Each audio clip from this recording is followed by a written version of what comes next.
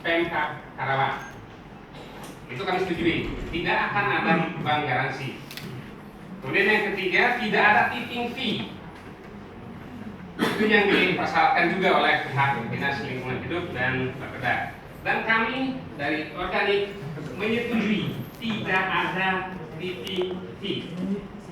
Artinya bahwa pihak pemerintah Kabupaten Karawang tidak akan mengeluarkan uang sepeser pun untuk proyek ini. Itu Pak. Kemudian kami pun dari pihak organik mengajukan beberapa syarat. Yang pertama,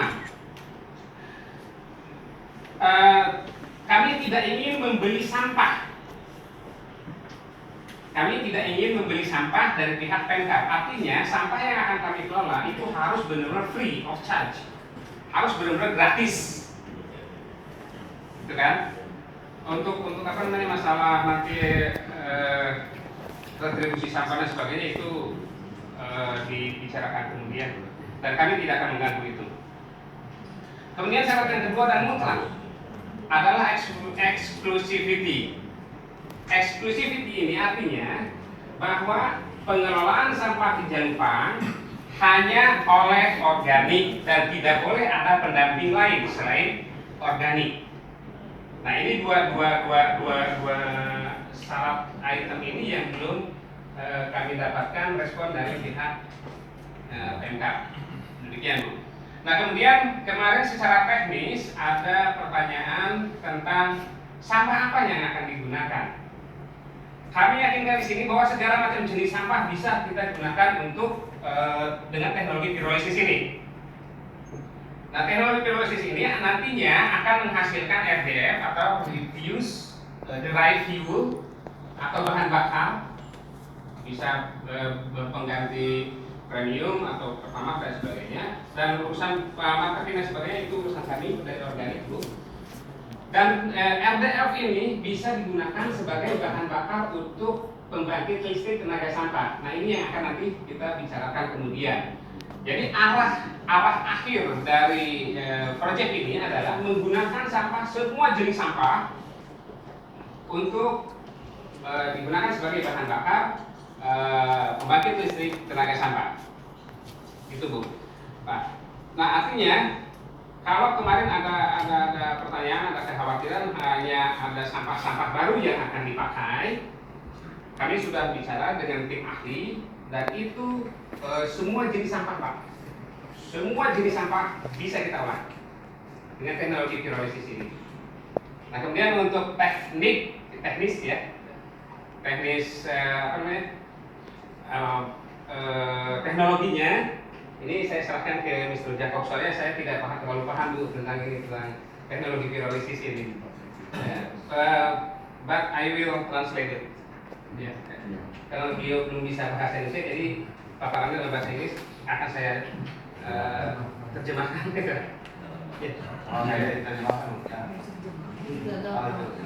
Pak Asep kan?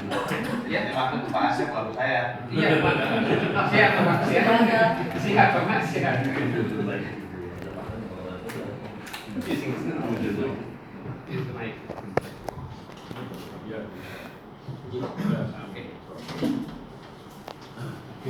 Good morning. Selamat pagi. Actually, bukan saya tidak bisa bahasa Indonesia, cuman nggak begitu pandai. Terus saya coba campur aduk ya.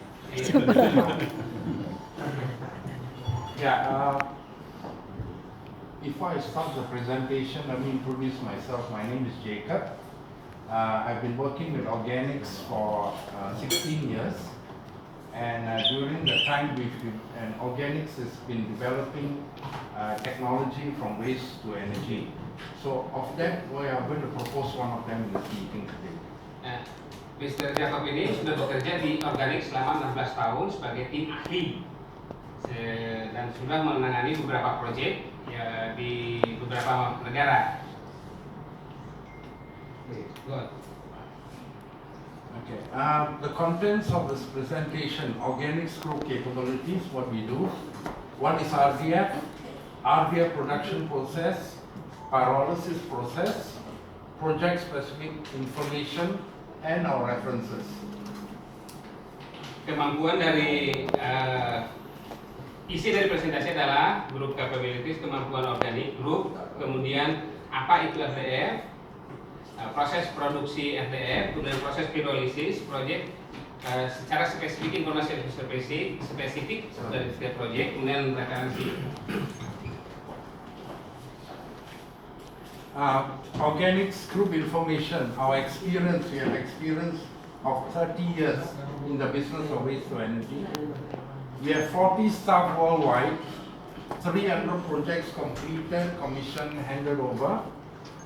Have commissioned projects in 21 countries, mainly in Asia and in Europe, in Australia and New Zealand as well. We have offices in Thailand, Malaysia, Myanmar, Indonesia, and of course our main office in the United States.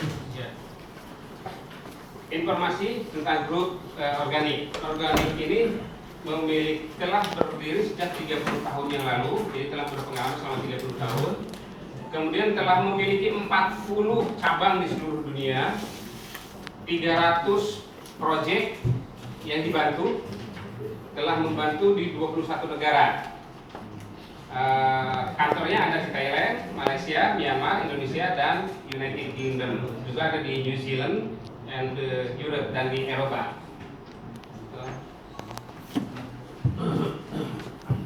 Okay, this is a graphic presentation of organics progress over the 30 years. 1985, when we first started, we were working on flaring systems in Europe. And over the years, we have progressed into wastewater treatment, waste to energy, and all the way up to now working with projects in the palm oil industry and cassava industry as well. Grup organik, informasi grup organik berdiri tahun 1985, berawal dari teknologi pengolahan sampah menggunakan sistem boiler ya, insinerator. Kemudian tahun 90 berkembang teknologinya, kemudian tahun 95, tahun 2000 sampai sekarang menggunakan teknologi pirolisis.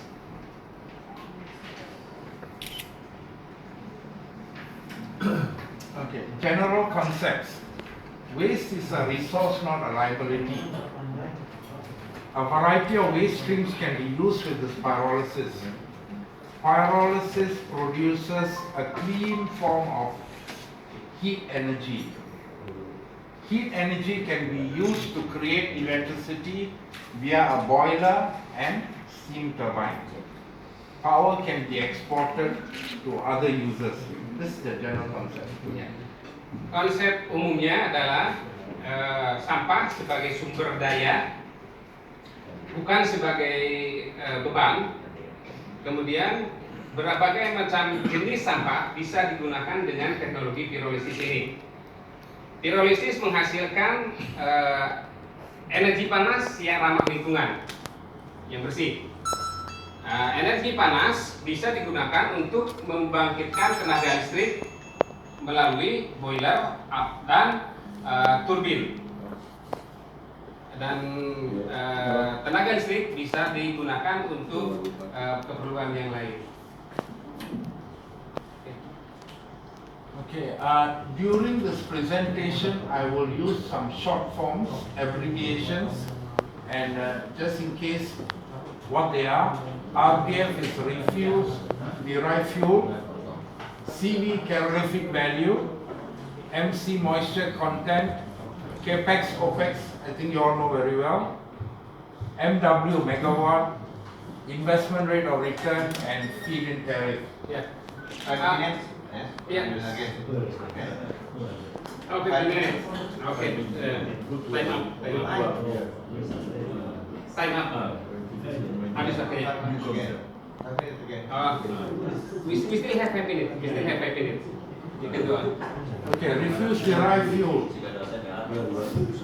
What is RDF? Refuse derived fuel covers a wide range of waste material which have been processed to fulfill guideline, regulatory or industry specification to achieve high calorific value. Waste-derived fuels include residues from MSW, recycling, industrial waste, sewerage sludge, industrial hazardous waste, and biomass waste. RDF usually refers to segregated high calorific fraction of processed MSW. Ya.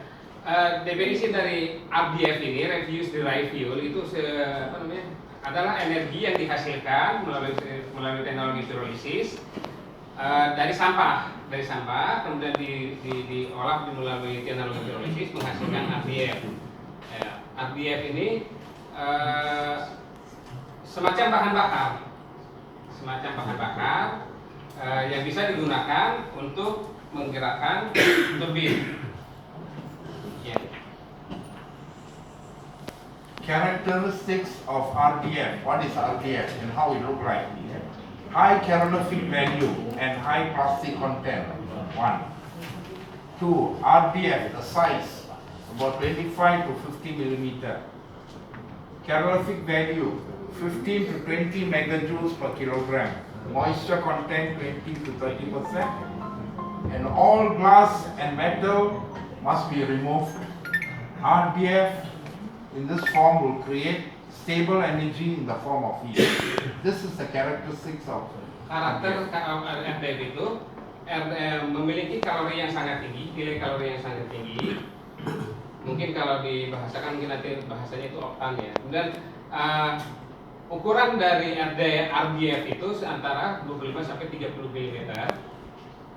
Kalori yang dihasilkan, nilai kalori yang dihasilkan dari setiap RDF itu antara 15 sampai 20 megajoule per kilogram. Kandungan air atau kelembabannya antara 20 sampai 30%.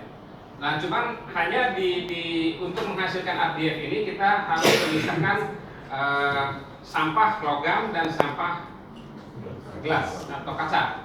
Itu yang tidak bisa diproses oleh pirolisis menjadi RDF. Jadi selain itu bisa kaca dan logam. Okay, this is just characteristics in actual data. N is net calorific value, moisture content, chloride, and ash content. Yes. Karakteristik lain dari RDF itu karakteristiknya kandungan kalorinya hampir sama dengan coal atau batu bara. Nah ini spesifikasinya yang tadi saya ungkapkan. RDF, you have different type of grades, okay? And these are the different type of grades: class 1, class 2, class 3, class 4, class 5, or in some countries we call it grade 1, grade 2, grade 3, grade 4, grade 5. Okay, and this is the range of data for different grade.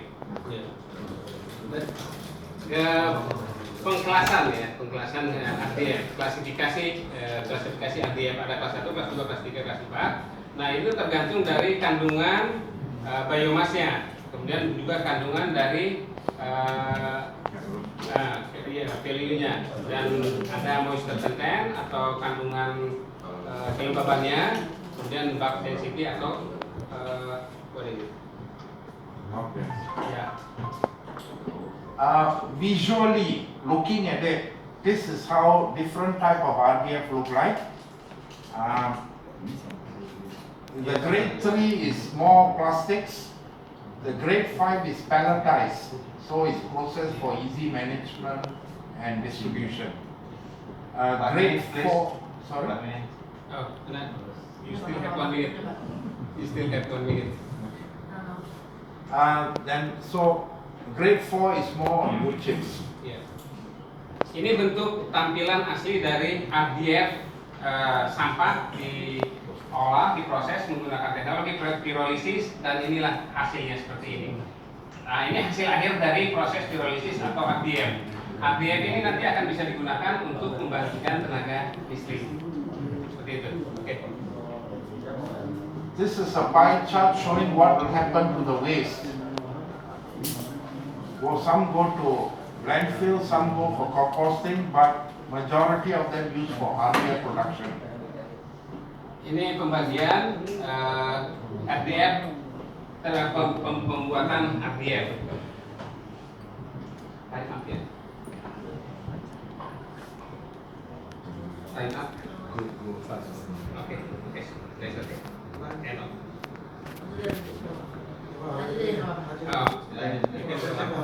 Terima kasih, Bu. RDF production process. This is a typical schematic graph picture of how you use process to make the RDF. In the picture you see start from the left, dari kiri ke kanan, start with trommel, followed by shredder. Shredder is to cut, chop, chop. And then followed by dryer and pyrolyzer. Ya. Jadi ini layout ya, layout proses dari RDF itu menggunakan galvanic pyrolysis. Yang pertama dari kiri itu sampah masuk ke sana. Tentunya setelah ada pemisahan antara kaca dan logam. Ya. Kemudian masuk ke trommel. Trommel ini apa namanya ya? Pengering lah, jadi pengering awal. Kemudian dari situ masuk ke shredder atau pencacah, penghancur. Nah, sehingga sampah itu bentuknya kecil-kecil. Kemudian masuk ke pengiring lagi, dryer. Dari dryer masuk ke mesin pertama pyrolyzer-nya itu. Okay, so what you see in the picture just now, what they are is waste reception, collect the waste. Trommel is to sort the waste, to remove the big and the small, the inert and the not inert. Shredder to chop the waste, dryer, followed by conveyor system to bring to the pyrolyzer. Ini peralatan yang dibutuhkan pada proses produksi RDF. Yang pertama adalah waste reception atau penerimaan sampah, penyimpanan, kemudian sorting atau pemilahan, dan persiapan untuk masuk sampahnya itu. Kemudian trommel ini memisahkan antara yang sampah-sampah. Kalau sampah kan suka ada yang dibungkus ya Bu ya. Dibungkus. Nah itu untuk memisahkan antara pembungkus dengan bagian isi dari sampah tersebut. Soalnya kan kalau ini biasanya suka dibungkus pakai plastik gitu kan. Nah itu dipisahkan dulu di mesin trommel. Kemudian di mesin shredder setelah semuanya terurai itu dihancurkan menjadi bagian kecil-kecil atau dicacah. Crusher ya, di crusher bahasa umumnya biasanya di crusher. Kemudian dikeringkan di yang disebut dengan dryer, di alat yang disebut dengan dryer. Nah, setelah itu di conveyor dimasukkan, dibawa ke mesin pyrolysisnya itu. Waste reception area, for reception of waste, we are going through quickly what the waste reception is.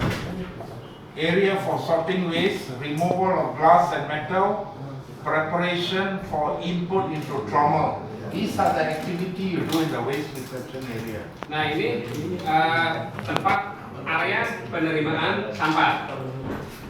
Jadi sampah itu sampah yang baru masuk dan sampah yang terlama itu nanti dipisahkan. Kemudian area untuk memisahkan sampah. Arti memisahkan ini hanya yang berbentuk logam dan kaca. Itu harus dipisahkan. Nah kemudian pemisahan antara gelas dengan bentuk kaca. Kemudian persiapan masuk ke trommel atau tadi pemisahan. Ya,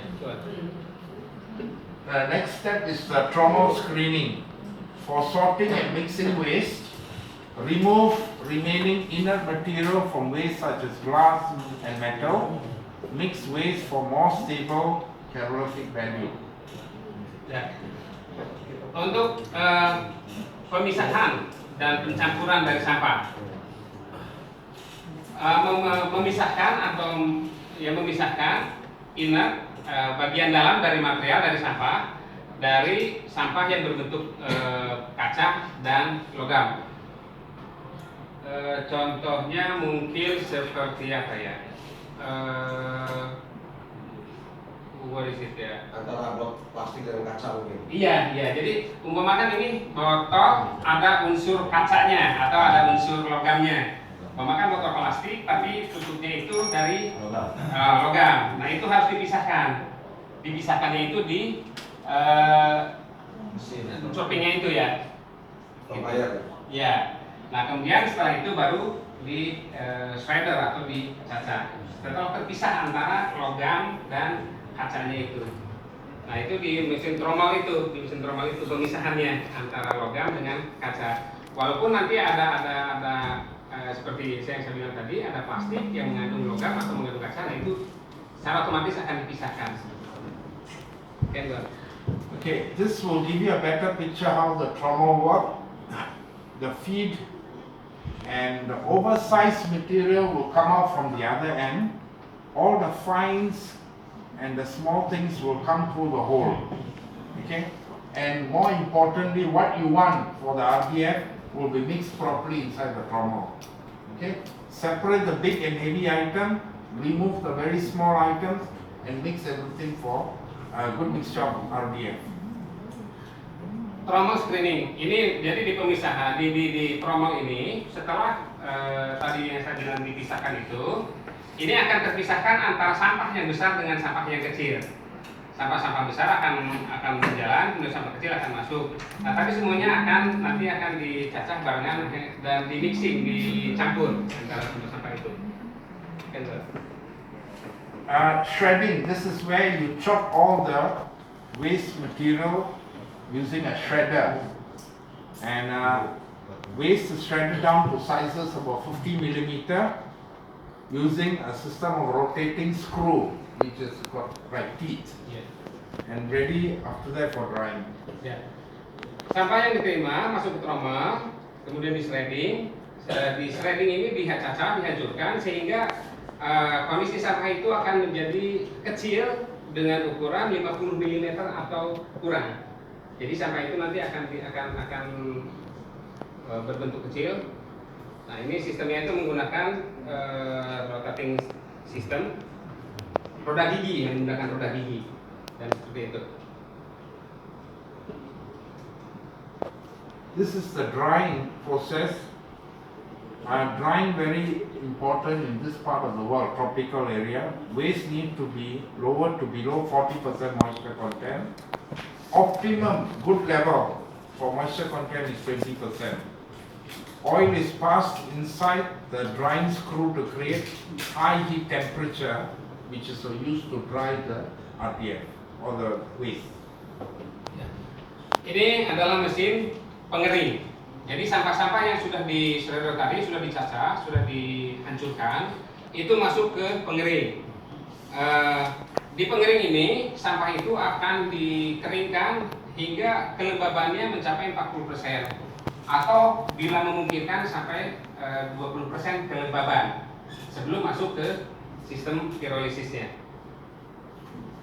Now I mentioned what the front end is. This is just to remind you what the process is. Trommel, shredder, dryer, front end before going to pyrolysis. Next, pyrolysis. Pyrolysis is the breakdown of waste and high heat temperatures in the absence of oxygen. Maybe I explain easier to understand. To burn something, you need to have three things. Ignition, fuel, and oxygen. After you burn, you got a lot of smoke and a lot of toxic chemicals. But if you take out oxygen, no chemicals, no dioxins. So pyrolysis is heating of anything in the absence of oxygen, no oxygen. So that's why it is clean energy. Okay? Jadi proses sederhana dari pirolisis ini adalah proses pembakaran tanpa menggunakan oksigen. Jadi kalau kita membakar sesuatu itu pasti ada oksigen. Nah oksigen inilah yang pembakaran itu akan menghasilkan CO2, PB dan sebagainya dan akan menyebar dengan perantaraan oleh oksigen. Bila oksigen tidak ada, maka semua bahan kimia berbahaya itu tidak akan muncul. Inilah kenapa pirolisis itu disebut dengan teknologi yang ramah lingkungan. Jadi pembakaran tanpa menggunakan oksigen, jadi semacam vakum.